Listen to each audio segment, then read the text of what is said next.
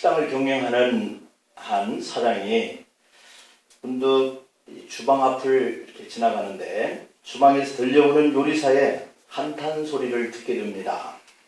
요리사가 요리를 하다가 투덜댑니다. 내게 한 50만 원만 있으면 소원이 없겠다 라고 하는 그러한 탄식의 말이었어요.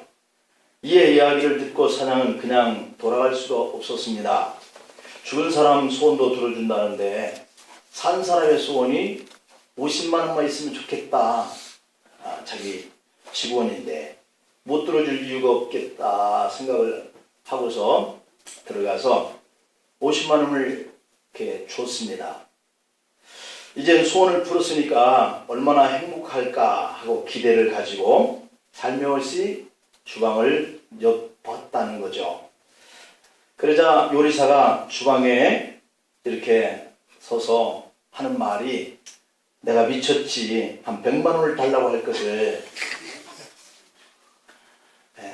지나가는 사장이 듣고 50만 원을 성큼 이렇게 줄 알았으면 100만 원을 달라고 그럴 걸 이렇게 하면서 또 투덜대더라는 것입니다. 50만 원을 소원했는데 그 소원한 것을 즉석에서 얻었으면 우리 어떻게 해야 될까요? 좋아서 즐거워서 기뻐서 막 몇 번쯤은 꽁쫑꽁쫑 뛰어야 되지 않겠어요? 그런데 그에게는 감사가 없었던 거죠. 여러분, 우리가 욕심으로 물질을 구하는 것이 아니라 최소한의 안정된, 아까 우리 찬양에서 고백한 것처럼 우리의 마음의 평안, 이것을 공급하시는 이런 하나님 되심을 우리가 찬양하는 모습처럼 우리가 일용할 양식과 입어야 할 것과 필요한 것들이 족하면 그 삶에 평안을 누리고 살아야 할 줄 믿습니다. 그런데 불안한 거거든요. 이게 왜 그럴까? 우리의 욕심인 거예요. 우리가 안정된 삶을 누리는 그 자체만으로도 우리가 기뻐할 수 있고 즐겁게 살아갈 수 있고 마음의 참 평안을 누리면서 살아가야 되는데 오늘 이 시대의 문제가 뭘까? 우리가 잘 아는 것처럼 양극화 문제라 하는 거죠. 그래서 이번 정권에서 있는 사람들에게는 좀 더 세금을 많이 내게 하고 없는 사람들에게는 철저하게 좀 더 보완을 시켜가자 하는 이런 정책을 피고 있는 거죠. 어떻게 하면 양극화 현상을 좀 없애서 사람들이 살아가는 데에 불편하지 않는 사람들이 되었으면 하는 그런 바람 때문이 아닐까 생각하는데요. 그런데도 불구하고 오늘 이 시대에는 가진 사람들이 더 많이 가지려고 어쩔 줄 몰라 한다라고 하는 거예요. 근데 없는 사람들은 밖에 서서 알바를 하던 그 아가씨가 비닐봉지 하나 가져갔다고 고발을 했다는 거 아니겠어요? 그 비닐봉지 하나 쳐봐야 20원, 뭐 15원 이 정도 가는 가격인데 경찰서에 전화가 와서 웬일인가 했더니 가서 조서를 쓰라는 이런 세상이 되었다는 거죠. 너무 없어서 최소한의 삶을 살지 못해서 고통당하는 이런 괴로움을 우리가 보게 되는 겁니다. 성경은 가난에 대해서 옹호하거나 편들지 않습니다. 또 그렇다고 가난을 정죄하지도 않습니다. 또 부유한 것은 꼭 그것이 축복이라고 말하지도 않습니다. 왜냐하면 하나님이 없는 축복, 하나님 없는 재물, 이것은 오히려 그 사람에게 화가 될 수 있다라고 경고하고 있죠. 그러나 우리는 경험을 통해서 가난이 주는 이 불평과 이 고통, 이것을 너무도 실감나게 경험하고 살아가고 있기 때문에 믿는 사람이든 가난한 사람이든 많이 가진 사람이든 이게 더 갖고 싶어 하는 데에 우리가 시간을 뺏기고 내 몸을 투자하고 살죠. 그래서 그 돈을 벌려다가 하나님을 떠나게 될 때도 있어요. 아이들이 원하는 옷 한 벌 사려고 해도 아이를 달래고 설득해야 하고 학원비가 없어서 학원을 다니지 못하게 하는 이런 부모의 아픔들, 누군가 어려운 이웃이 힘들어할 때 도와주지 못하는 그런 안타까움이 이 가난의 원망스러운 모습이거든요. 우리가 하고 싶은데 내가 가난하니까 못하는 그런 아픔, 이런 것들을 가지고 좀 더 배려하면서 그리고 있는 것을 족하고 내가 마음에 평안을 가지고 이 주어지는 시간들을 살아가야겠다 하는 마음을 가지면 참 좋겠는데, 그런데 그렇게 되지 못하는 이 삶의 모습이 있어요. 집 한 채 있는 사람이 두 채 갖고 싶고, 두 채 가진 사람이 다섯 채 갖고 싶고, 그래서 집 한 채 없는 사람은 늘 집 한 채 그 얻기 위해서 아둥바둥하게 이렇게 살아가는 이런 시대가 되어버렸죠. 하지만 결코 이 가난이라고 하는 것이 죄일까요? 죄가 아니라는 거죠. 그 사람의 잘못도 아닌 거죠. 그냥 불편할 따름이에요. 하나님이 자녀된 우리를 보신다면 어떤 생각을 하실까? 하나님은 우리가 좀 더 풍요롭게 살기를 원하고 계시지 않겠어요? 그것은 바로 우리 자녀에게 부모가 기대하는 것과 똑같다는 생각이 듭니다. 어느 부모가 일생 동안 자녀들이 가난하게 살기를 원하는 부모가 있겠어요? 큰 부자는 아니더라도 그 자녀가 생활하는데 불편하지 않고 부족함이 없었으면 그렇게 살았으면 좋겠다, 이걸 원할 거란 말이죠. 그런데 이것이 바로 하나님 아버지의 마음이다 라고 그랬어요. 큰 부자는 그렇게 하나님이 주셔야 큰 부자가 난다, 뭐 그런 말도 있습니다만은 우리의 삶 속에 불편하지 않고 평안을 가지고 있는 것을 족하게 알고 이렇게 살아가는 거, 이게 모든 아버지, 어머니의 뜻이죠. 오늘 성경은 최악의 가난 속에서도 하나님의 축복을, 풍성함을 누리는 한 가정 이야기를 소개하고 있거든요. 이 가정에 한 선지자가 엘리야가 등장을 합니다. 엘리야는 아합 왕과 이세벨의 우상과 처절한 그러한 싸움을 벌인 이런 선지자이죠. 그가 시돈 땅 사르밧 사는 한 과부라고 하는 이 가정에 기근이 든 때에 찾아갔다는 거죠. 그런데 찾아가서 만나진 이 여인의 그 가정을 보니까 정말 형편없는 가난의 삶이에요. 먹을 것이 다 떨어져서 고통을 당하는 그런 집에 엘리야를 하나님이 보내셨단 말이죠. 하나님은 엘리야를 그 가정에 보내셔서 무슨 일을 하시려고 그러셨을까? 하나님은 그 여인이 엘리야를 공개할 것이다 하고 엘리야에게 말씀을 주시고 그 가정에 가게 한 거거든요. 그 말을 믿고 엘리야는 시돈 땅에서 한 여인을 만나요. 그것도 나무를 주우러 가는 여인을 만났다. 엘리야는 그 여인에게 물 한 그릇만 달라라고 그랬습니다. 기근 때에 물이 귀하지만 지나가는 나그네에게 베푸는 인심이 그 사람들의 아주 그 몸에 배인 삶이에요. 그냥 어떤 지나가는 사람 나그네다 할지라도 대접하는 것이 하나님께 복을 주신다라고 하는 이러한 그 사상이 이 이스라엘 사람들에게는 아주 가득 차 있죠. 그렇기 때문에 이 엘리야가 이 사르밧 사는 한 여인에게 물을 달라 요청하는 것은 너무도 당연하게 갖다 줘야 한다라고 하는 생각을 가지고 있었던 것이죠. 그런데 물을 떠러 가려고 하는 이 여인을 다시 되부릅니다. 엘리야가 여인을 다시 부르면서 이왕이면 내가 지금 배가 고프니까 나에게 먹을 것을 좀 줄 수 있겠냐라고 물어요. 그때 이 여인은 이렇게 대답합니다. 선생님, 지금 기근이 심해서 모든 사람들이 먹을 것이 없어서 난리다 라고 하는 거죠. 저희 집에도 먹을 것이 다 떨어지고 통에 가루가 한 움큼 정도 남아있고 기름병에 기름이 조금 남아있어서 이걸 마지막에 털어서 이렇게 뭔가 그 음식을 만들어서 먹고 이제는 음식이 다 떨어지기 때문에 아들과 마지막 음식을 만들어서 먹고 죽으려고 그런 판에 있습니다 라고 하는 거죠. 정말 듣기에 난처한 그런 말이잖아요. 그럼에도 불구하고 이 엘리야가 한 말이 내게 먼저 가져다 달라는 거예요. 이 말에 여인은 동의하기가 참 어려웠을 겁니다. 지금 한 움큼 남아있는 것 가지고 자기와 아들이 마지막 만들어서 먹을 이 음식을 이 사람이 달라고 그러는 그 말에 너무 매정하지 않나, 그것마저도 뺏어가려고 하는 사람 아닌가, 이렇게 생각할 수 있지 않겠어요? 먹고 함께 죽으려고 하는 그 마지막 양식이라고 말했으면 엘리야는 포기했었어야 우리 인정상 맞다라고 생각을 하는 거예요. 그런데 엘리야가 얼굴이 보통 두꺼운 사람이 아닙니다.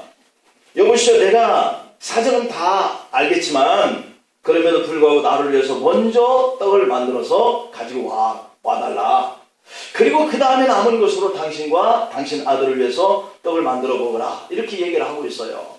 참 이해하기 어려운 그런 말이잖아요. 그리고 엘리야는 이어서 당신이 내 말대로만 하면, 이 말씀이 참 중요한 메시지예요. 오늘 말씀의 포인트인데, 내 말대로만 하면 이 기근이 다 끝날 때까지 밀가루통에 가루가 끊어지지 아니하고 병에 기름이 다함이 없을 것이다 라고 하는 거예요. 여러분들, 금년 한 해도 여러분의 가정의 사업장의 일터에 축복의 문이 열리기를 원합니까? 이 방법입니다. 여러분들이 복을 받을 수 있는 방법은 바로 이 방법인 거예요.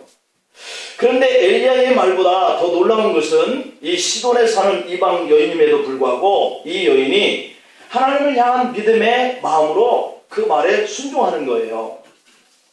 그때 하나님은 이 가정에 놀라운 축복을 선포하고 있는데 16절입니다. 보면 여호와께서 엘리야에게 하신 말씀같이 통에 가루가 다하지 아니하고 병에 기름이 없어지지 아니하니라 라고 했다는 거예요.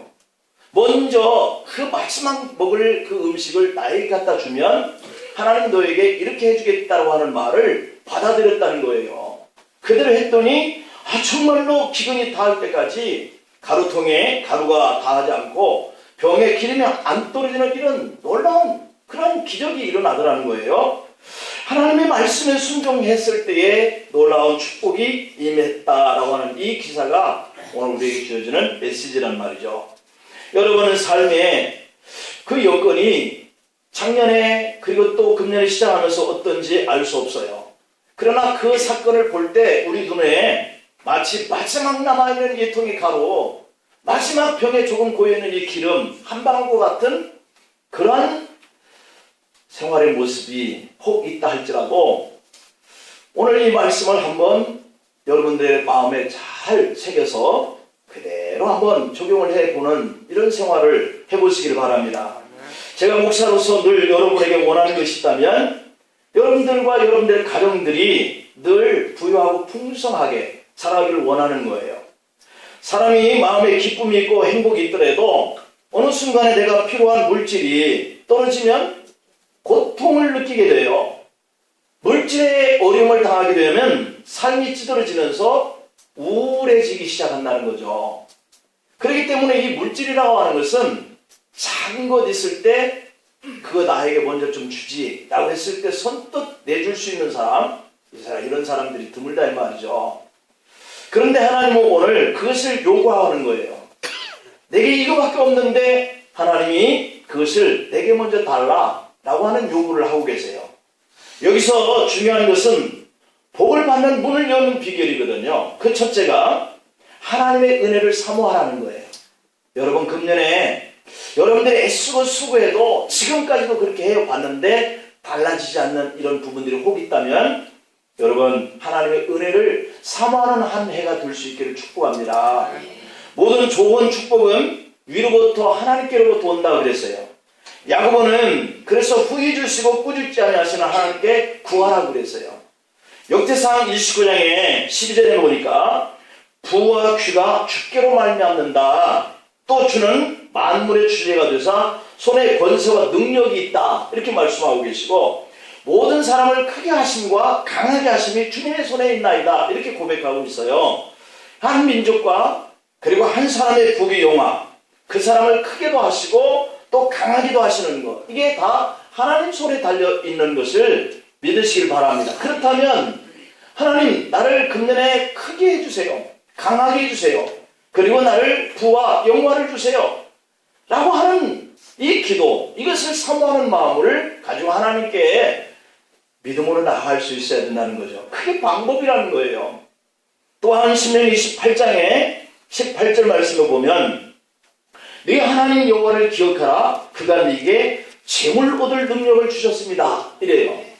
우리가 장사도 하고 사업도 하고 직장도 가고 하지만 그 내가 땀 흘려서 버는 것이 손에 들어온다 치더라도 그것이 내가 쓸 수 있는 것이 되기까지는 하나님이 지켜주셔야 하는 거예요. 번다고 다 내 것이 안 되더라고요.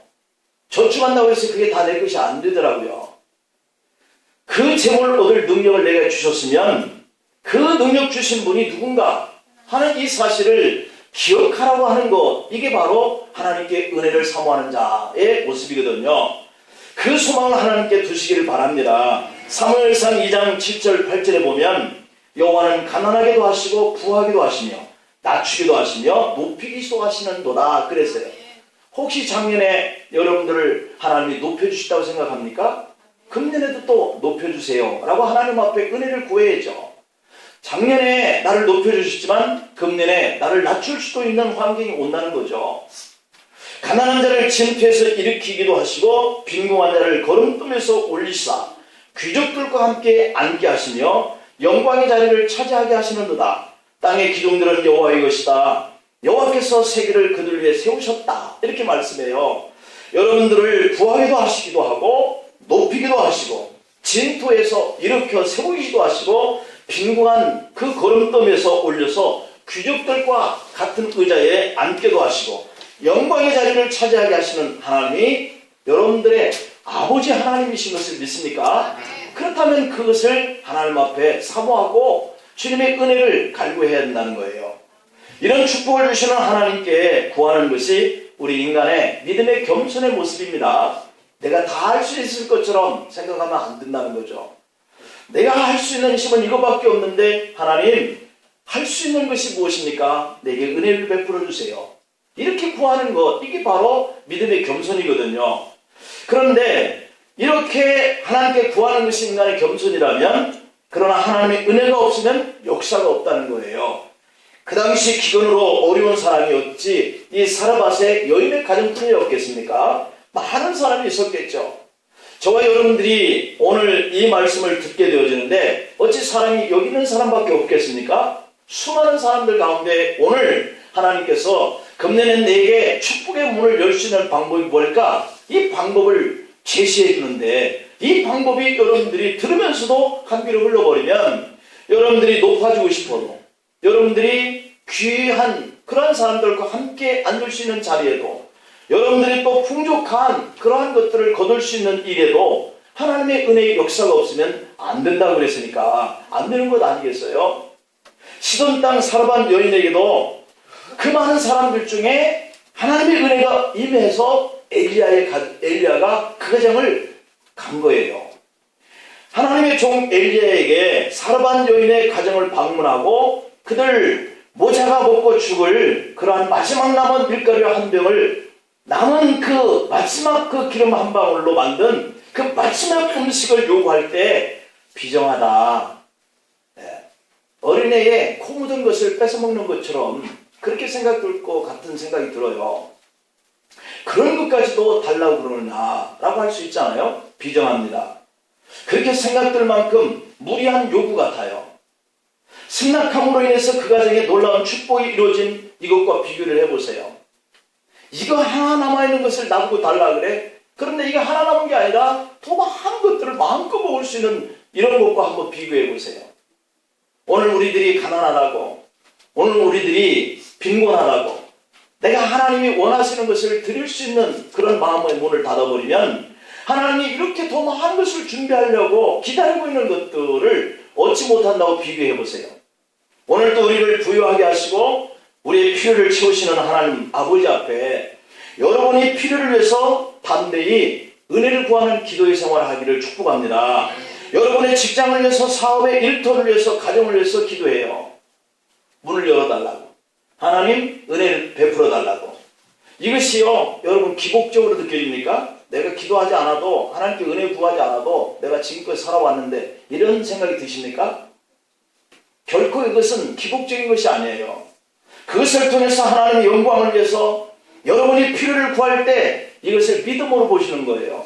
네가 나를 향하는, 네가 나를 경외하는 믿음이 있구나, 이걸 보시는 거예요. 여러분의 기도가 하나님 앞에 상달되고 여러분의 기도가 능력이 있다고 하는 것이 아니라 그렇게 하려고 하는 우리의 모습의 하나님이 믿음 있는 모습으로 보신다는 거죠.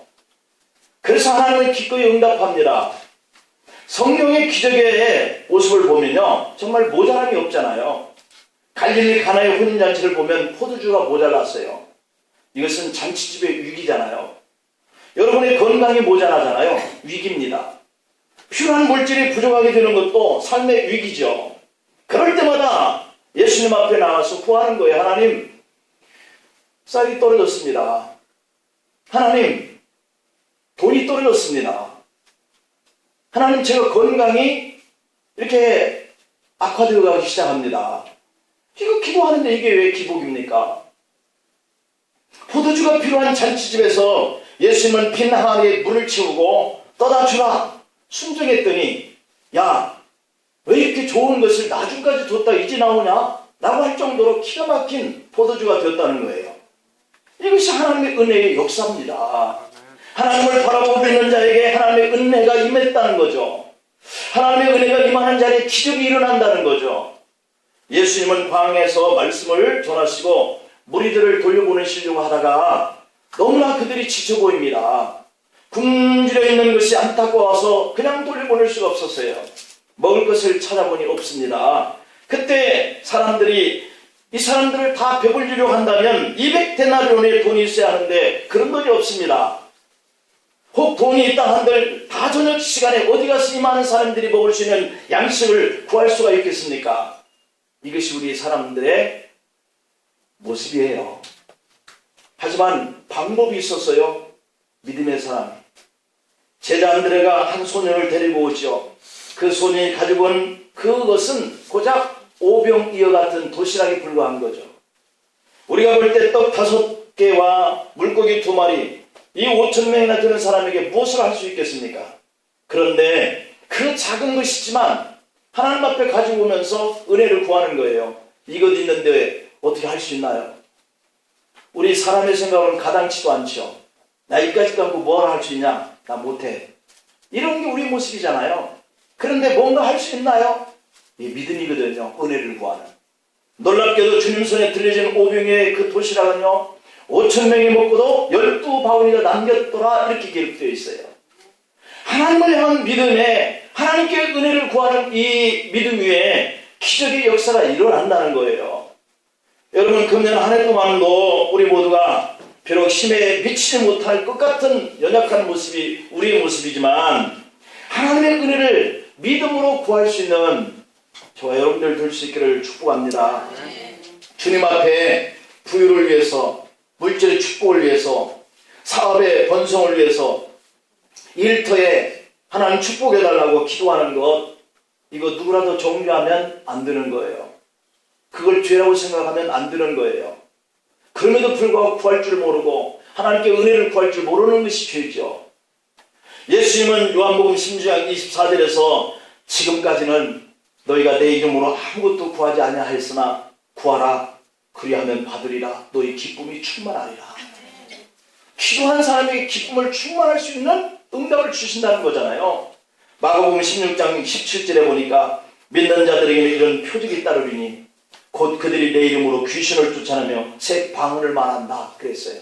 역사가 일어난다는 거잖아요. 요한복음 14장 13절에는 너희가 내 이름으로 무엇을 구하든지 내가 행하리니 이는 아버지로 하여금 아들로 말미암아 영광을 받으시게 하려 함이라 그랬어요.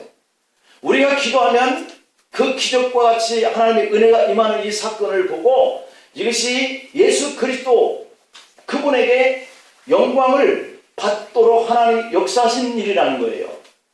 요한복음 15장 16절에 보면 너희가 나를 택한 것이 아니요 내가 너희를 택하여 세웠으니 이는 너희로 와서 열매를 맺게 하고 또 너희 열매가 항상 있게 하여 내 이름으로 아버지께 무엇을 구하든지 다 받게 하려 합니다.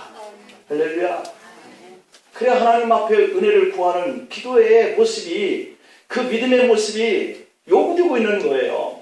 그래 하면 이렇게 주시겠다, 이렇게 주시겠다, 이렇게 역사하겠다, 이렇게 응답하겠다, 다 받게 하겠다, 이렇게 얘기하시잖아요. 근데 금년 한 해 우리가 우리의 일터와 사업장과 건강과 자녀들 막히는 길에서 당황하고 좌절하고 낙심하고 그러면서도 하나님께 나가서 은혜를 구하는 모습이 없다면 방법을 알면서도 하지 않는 그런 사람이 되는 거죠. 우리가 하나님 아버지께 무엇이든지 구하라고 말씀하셨고 또한 구하면 다 받아주신다는 거예요. 하나님이 여러분의 삶을 풍성히 채워주시길 기도하고 또 그렇게 하기 위해서 택하였다라고 하신 이 말씀대로 금년 한 해 여러분이 풍성함으로 가치 있는, 의미 있는 그러한 한 해가 될 수 있기를 축복합니다. 두 번째로는, 그러면 이렇게 하면 축복의 문을 여는데, 오늘 이 본문 속에서 하나님께서 원하시는 것이 또 한 가지 방법은 뭐냐면, 남아있는 것을 하나님께 드려라는 거예요. 남아있는 것을 하나님께 내 형편과 사정을 기도하면서 은혜를 구하라고 하는 것, 그리고 은혜를 구하면서 하나님이 요구하고 계시는 것이 있다면 남아있는 것 내게 먼저 드려라는 거예요. 오늘 17장의 11절 12절을 한번 볼까요?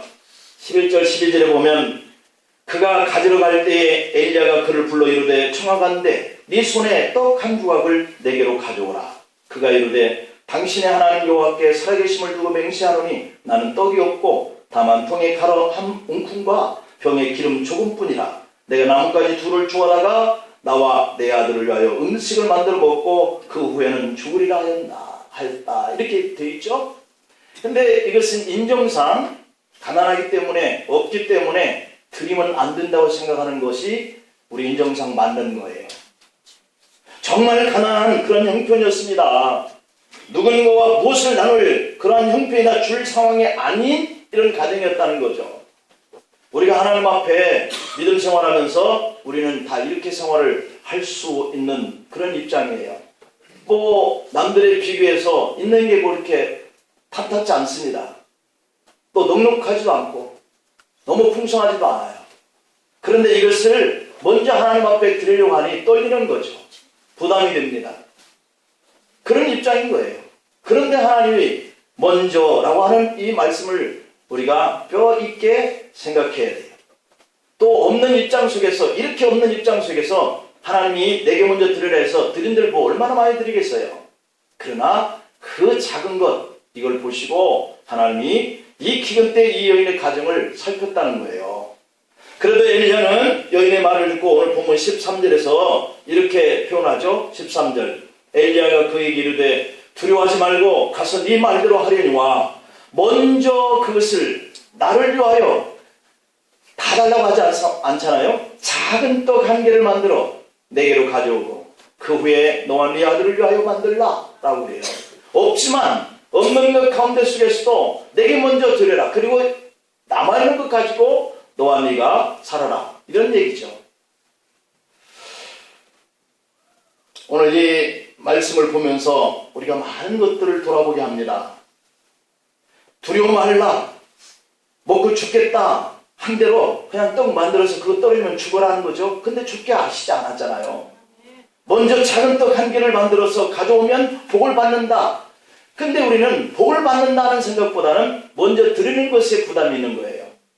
여기는 자기의 마지막 남은 밀가루와 기름을 다 털어서 떡을 만들되 먼저 엘리야를 위해서 그랬어요. 그럼 여러분, 엘리야에게 드렸다고 하는 것은 하나님 앞에 드렸다는 거예요. 하나님이 엘리야를 그 가정에 보내고 그 흉년 기간이 다할 때까지 그 집에서 먹을 수 있게 될 것이다 그랬잖아요. 우리가 전혀 없으면 드리고 싶어도 못 드립니다. 하지만 마지막 남은 것에도 아주 작은 것을 드릴 수 있어요. 이것이 하나님의 은혜를 받는 축복의 믿음의 모습이라는 거예요. 하나님은 그걸 우리에게 가르쳐주고 있어요. 많은 사람들은 자기가 가난하다고만 생각합니다. 늘 없는 생각만 생각하고 불평합니다. 그러나 여러분에게 있는 것이 있다는 거예요. 하나님 앞에는 속일 수가 없잖아요. 오늘 사르만 여인이 가지고 있는 것이 뭡니까? 솔직히 말해서 여인이 한 말이 밀가루 한 움큼이 있다는 거예요. 그 기름병에 거의 말라갈 즈음에 한 방울 정도 있다는 거예요. 출애굽기 4장에 보면 하나님이 모세를 불러서 이스라엘 지도자로 보내시려고 했어요. 내 백성 이스라엘을 애굽에서 인도해내라. 모세에게 명령했죠. 그런데 모세는 할 수 없다고 말합니다. 그때 하나님이 모세에게 네 손에 든 것이 무엇이냐? 라고 물으셨어요. 그때 모세는 지팡이입니다. 라고 말하죠. 하나님은 그 지팡이를 가지고 가면 내가 너와 함께 일할 것이다 그랬어요. 그래서 그 지팡이 가지고 갔는데 그 지팡이를 가지고 10가지 재앙을 만들어내잖아요. 홍해가 마른 땅같이 갈라져 백성들이 나갈 수 있도록 지팡이를 향해서 들잖아요. 여러분 손에 있는 것이 뭡니까? 아무것도 쓸모없는 이 지팡이 막대기 하나 가지고 하나님은 모세를 통해서 400년 동안 노예 생활을 하고 있던 이스라엘 백성들을 출애굽하게 만드셨어요. 나 못합니다 하는데 하나님이 뭐냐? 막대기 갖고 뭐 하겠습니까? 그런데 하나님이 하시니까 놀라운 역사를 이뤄내요. 사람의 눈으로 보면 보잘것없는 막대기에 불과하죠. 마지막 밀가루가 바닥에 붙어있고 기름통에 바닥이 드러났어요. 그런데도 먼저 작은 것을 내게 가져와라 요청해요. 순종합니다. 없어질 것 같았죠. 망할 것 같았죠. 아니, 이분들에게는요, 사실 마지막 남은 거 먹고 죽는다고 그랬으니까 뭐 조금 먹고 죽거나 많이 먹고 죽거나 매 한 가지였을 거 아니겠어요? 그런데 그들은 죽지 않아요. 가뭄이 끝날 때까지 밀가루와 기름이 치워지고 막대기 하나 들고 애굽에 내려간 모세를 통해 이스라엘 백성들이 출애굽을 해요. 하나님은 모자람 속에서, 위기 속에서 기적을 행할 수 있는 분인데 하나님 앞에 은혜를 구하지 않아서, 하나님 앞에 작은 것을 드리려 하는 이 순종을 못해서 그냥 주저앉는 거예요. 올해도 여러분에게 남아있는 보잘것없는 것일지라도 내게 남아있는 것으로 먼저 하나님께 드리는 생활을 할 수 있기를 축복합니다. 오늘 보면 13절처럼 먼저 그것으로 나를 위하여 작은 떡 하나를 만들어 내게로 가져오라. 중요한 단어는 먼저라고 하는 말과 작은 떡이라는 말이에요. 하나님이 원하신다고 해서 많은 걸 원하지 않는다는 거죠. 또 하나님께 먼저라고 하는 것을 시키지 아니하면 우리가 원하고 소망하는 그 축복의 문을 열 수가 없다는 거예요. 시간을 드리고 기도를 드리고 봉사를 드리고 물질을 드리고 헌신과 희생을 드리고, 이게 여러분들 것 다 드림인가요? 여러분들이 24시간 다 쓰는데 하나님 앞에 드리는 시간은 작은 거예요. 기도 생활을 많이 한다고 그러는데 24시간 동안 기도를 얼마나 하시나요? 불과 한두 시간, 두세 시간 이거 드리는 것, 이게 작은 거예요. 봉사를 하는데 하루 내내 일주일 내내 교회에서 사시는 분 없잖아요. 작은 거죠. 물질을 드리는데 우리는 11조 드리고 절기연금도 드리고 또 감사예물도 드리는데 여러분들이 봉급 받는 것 중에 다 드리나요? 많이 안 드리는 거죠. 작은 것 드리는 거예요. 헌신도 그렇고 희생도 그렇고. 그런데 그 작은 것 보시고 하나님이 여러분들의 생활하는 데에 불편하지 않도록 축복의 문을 열어주신다고 약속해요. 한 달 일을 하고 봉급을 받으면 여러분 먼저 무엇을 생각하십니까? 그것이 바로 11조의 축복의 시작인 거거든요. 하나님이 주신 축복을 하나님께 먼저 드리면 하나님은 여러분을 축복하신다 했으니까 한번 해보는 거예요. 비록 10,000원이지만 10,000원 속에서 1,000원을 한번 드려보는 거예요. 비록 1,000원 있지만 작은 것 500원을 드려보는 거예요. 그러면 순종하면 복 주신다고 그랬으니까 1,000원 갖고 어차피 못 살고 10,000원 갖고 어차피 한 달 못 살잖아요. 어떤 분들이 신앙생활 하면서 무엇을 우선순위를 두는가 한번 생각해 볼 수 있는 거죠. 먼저 주일과 먼저 예배와 먼저 기도와 먼저 찬양과 먼저 봉사와 먼저 선교와 이런 것들을 내가 이렇게 생각할 수 있는지, 그리고 직장일과 사업일과 가족과 가정일에 생각해 보는 거죠. 이것을 우리가 생각하는 대로 얻고 누리려고 하면 하나님의 은혜를 구하고요. 또 하나님 앞에 내가 그 여러 가지의 것들 속에서 작은 것을 들어보는 거예요. 꼭 물질이 아니라고 그랬어요. 기도생활, 예배생활, 봉사생활, 또 찬양생활, 말씀 읽는 시간 생활, 봉사생활, 전도생활, 선교생활 다 마찬가지에 드리는 거예요. 오늘 본문 15절 16절에 보니까 그가 가서 엘리야의 말대로 하였더니 그와 엘리야와 그의 식구가 여러 날 먹었으나 여호와께서 엘리야를 통하여 하신 말씀같이 통에 가루가 떨어지지 아니하고 병에 기름이 없어지지 아니하니라. 이런 축복이 여러분들에게 임할 수 있도록 금년 한 해 하나님의 은혜를 구하고 작은 것이지만 주님께 드리려고 하는 이런 마음으로 축복의 문이 활짝 열려서 금년 한 해 동안 내내 부족함이 없는 가정들 되기를 축복합니다. 기도하시겠습니다. 아버지 하나님 감사합니다. 금년 한 해 저희들 축복의 문을 활짝 열어주옵소서. 아버지의 은혜를 갈구하는 믿음을 주님 앞에 드리고, 비록 작은 것이지만 주님 앞에 드릴 수 있는 확고한 믿음에 서서 담이 없는 그런 1년 내내 축복된 생활이 되기를 간절히 청합니다. 믿음대로 역사해 주시는 기적의 역사가 오늘 예배를 드리는 온 성도들과 가정과 자녀들 위해 일부와 사업장 위에 넘쳐나게 하옵소서. 예수님의 이름으로 기도하옵나이다. 아멘.